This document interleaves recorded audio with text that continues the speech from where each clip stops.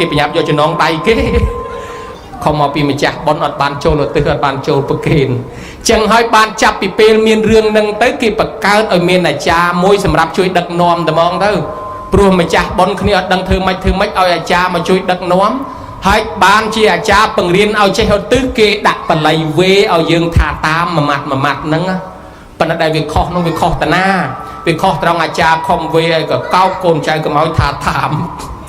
តែនិយាយតាមមកពីជើងពីត្បូងឲ្យកូនចៅអង្គុយតែថ្មឹងស្រួលបានអាទូរស័ព្ទម្នាក់មួយអាឡៃថត selfie ដាក់គ្នាទៅវិញទៅមកឃើញថតបែរមកលោកខំទៅរៀបរឹកស្មានគេថតឯងគេ selfie យកខ្លួនគេសោះអាចារ្យវេអីវេទៅគេអត់ខ្វល់ថាតាមតំណងឲ្យតែហៅថាខុសណាញោមណាគេខំវេហ្នឹងមកពីខ្លាចយើងមិនចេះឧទ្ទិសគេឲ្យឧទ្ទិសថាតាមអាចារ្យហ្នឹងហើយបើអញ្ចឹងយើងថាតាមទៅនឹងបានហើយបើសិនជាប៉ុនប្រប៉ុណ្ណាណីស្រាប់តែរំលងអាកន្លែងហ្នឹងចប់បាត់ទៅហើយញោមអស់ទៅទេហ្មង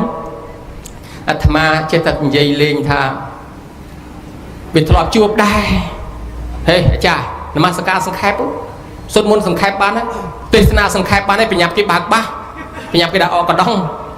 ដល់អញ្ចឹងអាចារ្យចេះតែខ្សឹបយូរទៅប៉ុនវាជាអាអកកដងហ្នឹងជាធំដែរហើយឯងអាកម្មវិធីសាសនាគេឲ្យសង្ខេបទាំងអស់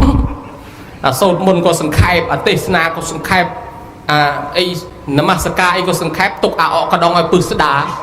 ពេលតែជាប៉ុនឲ្យខ្មោចម៉ែខ្មោចឪយកអាអកកដងជាធំដែរហើយអញ្ចឹងបាទយើងថាបើជ្រុលឲ្យចំណាយលុយហើយយើងក្នុងឱកាសនេះយើងធ្វើឲ្យបានដល់ម៉ែដល់ឪសិនអញ្ចឹងវិធីបែបណាអាចារ្យដឹកនាំធ្វើតាមគាត់ទៅណាញោមណាហើយទៅដល់សង្ខេបចុះសង្ខេបឡើងជួនកាលអាចារ្យហៅឲ្យកូនចៅចូលមកប្រគិនមិនទាំងមកផងជួនកាលអាប៉ុនហ្នឹង2-3យប់2-3ថ្ងៃមានអាយ៉ៃមានកុនមានលខោនតែវាមិនខុសទេអានឹងបរិវារប៉ុនប៉ុន្តែកូនចៅអាឡៃទៅមើលពេកទៅដល់ម៉ោងវេប្រគិនអាឡៃគេងលក់អត់ហ៊ានឡើងមកទេហើយជួនកាលទៅជប់លៀងខុសម៉ោងខ្ទប់មាត់អញមិនហ៊ានទៅនេះខ្លាចធំលើអាចារ្យបើមិនហ៊ានទៅនៅពួននៃក្រោយហ្នឹងខាតប៉ុនបាត់ទៅហើយញោមមិនដាក់ម៉ោងខុសហើយជួនកាលអាចារ្យថាហៅកូនមួយបាត់កូនមួយហៅចុះហៅឡើងគេមកស្ដីឲ្យយីអាចារ្យឯងខ្ញុំភ្ញៀវខ្ញុំសិតឯកឧត្តមលោកជំទាវមកខ្ញុំអាឡៃទទួលភ្ញៀវអាចារ្យឯងធ្វើទៅគាត់ទៅហៅបាទលោកអញ្ជើញបាទងាកមកដឹកគុណហើយមើលទៅគេមិនសូវខ្វល់ពីយើងទេតាកណាសូត្រធម៌តាំងពីម៉ោង4ទល់ស្មាននេះទឹកក្រូចមួយកែវគេមិនឲ្យបងយំមិញឮថា100កេះឯងគ្មានបានអីមកកប៉ុងទេពីគុណមានដែរកណាសុំមកកប៉ុងមកមានអីបើអាត្មាមកអង្គុយទឹកគៀនលន់ប្រគៀនឆាន់ដូចគ្នាបើចឹងអត់ដល់គ្នាទេយើងអនិច្ចាពី3ម៉ាត់ទៅអង្គទៅផ្ទះវិញមិនតិចអង្គទៅវត្តទៅគុណអើយគេមិនសូវឲ្យតម្លៃយើងទេគេប្រញាប់យកចំណងដៃគេហើយបើអញ្ចឹងបានអាត្មាចេះតែនឹកសង្វេគនឹកថាយើងមិនហាមមិនខាត់ទេរឿងប៉ុនរឿងសបាយចង់ជប់លៀង100-200កេះអីក៏បានដែរប៉ុន្តែគ្រាន់តែសេរីម៉ោងសិនណាញោមណាចាំលោកទៅផ្ទះផុតលោកទៅផ្ទះលោកទៅវត្តផុតហ្នឹងជប់លៀងឲ្យមកជប់ទៅវាលែងធំមាត់ដល់លោកហើយអញ្ចឹងយើងធ្វើម៉េចអាពេលវេពេលដាពេលប្រគេនហ្នឹងចូលមកណែគេឲ្យសមាទានសិលហើយសមាទានសិលហ្នឹងមកពីពាក្យថាឧទ្ទិសទៅដល់អ្នកស្លាប់បានហ្នឹងគេទឹកហូរពីទីខ្ពស់ទៅកាន់ទីទាបគេឲ្យយើងធ្វើទីខ្ពស់គឺគេឲ្យកូនចៅទាំងអស់សមាទានសិលបានអាចារ្យមកពិភពលោកនេះរៀបវេគេឲ្យសមាទានសិលសិនហ្នឹងឲ្យកូនចៅមានសិល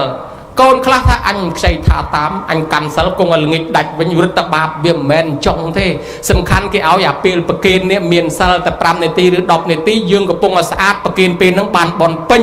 ព្រោះសមាទានសិលចប់គេអត់តន់ឲ្យឡើងនឹងអង្គុយឲ្យស្ងៀមនៅតែហ្នឹងអញ្ចឹងពេលហ្នឹងអត់តន់ដាច់សិលណាមួយទេនៅស្អាតទាំងអស់រួចចូលប្រគេនពេលហ្នឹងបានបនពេញហើយដល់តែឲ្យឧទ្ទិសឲ្យអស់ហើយចប់ឲ្យទៅជប់លៀងណាទៅចោអត់អីទេណាញោមណាវាស្រួលចឹងទេឥឡូវអាត្មាឧបមាមួយចុះគេផ្ញើលុយសពថ្ងៃគេផ្ញើតាមវិញអ៊ីម៉ានីទ្រូម៉ានីហើយផ្ញើទៅស្រុកខ្មោចផ្ញើតាមនោះខ្មោចអត់មានវិញបើកទេម្ល៉េះហើយវាមានអង្គ3ដូចគ្នាទី1គេដាក់លុយចូលទី2គេប្រាប់លេខកូដទី3អ្នកបានលេខកូដនោះត្រូវមកដកយកបោះអង្គ3ហ្នឹងតែខ្វះមួយណាអត់បានទេយ៉ាងណាមិញអាយើងចូលប្រគេននេះស្មើនឹងដាក់លុយចូលហើយអាឧទ្ទិសហ្នឹងស្មើនឹងប្រាប់លេខកូដពីព្រោះខ្មោចវាមានច្រើនមានខ្មោចអាមេរិកកាំងបារាំងអង់គ្លេសអេស្ប៉ាញ៉ុលខ្មោចអ៊ុយក្រែនខ្មោចរុស្ស៊ីខ្មោចថៃ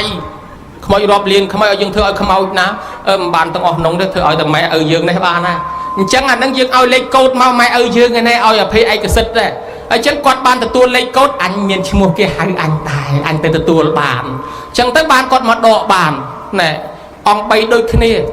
ហើយបើញោមធ្វើដំណើរតាមផ្លូវទៅស្រាប់តែឃើញរោងបុនមួយធំមកញោមហ៊ានចូលហូបបាយអត់ហ៊ានទេគេមិនហៅឯងផងអាហ្នឹងចឹងដែរធ្វើរោងបុនហ្នឹងបើយើងអត់ទៅហៅញាតិគាត់មិនហ៊ានទទួលគេមិនហៅឯងផងណាញោមណាចឹងហើយបានគេឲ្យទៅហៅដូនតាយើងមកអូអញមានឈ្មោះដែរគេហៅអញដែរបានគាត់មានសិទ្ធិមកទទួលណែបានផលឧទ្ទិសហ្នឹងអញ្ចឹងក្រោយពីពំពិសាយល់ពីរឿងឧទ្ទិសហ្នឹងបានទៅធ្វើបុណ្យទៅបានញាតិទទួលបាននេះហើយកើតជាតក្កិណានុបទានប្រកបដោយអង្គ3ហ្នឹងរហូតតមក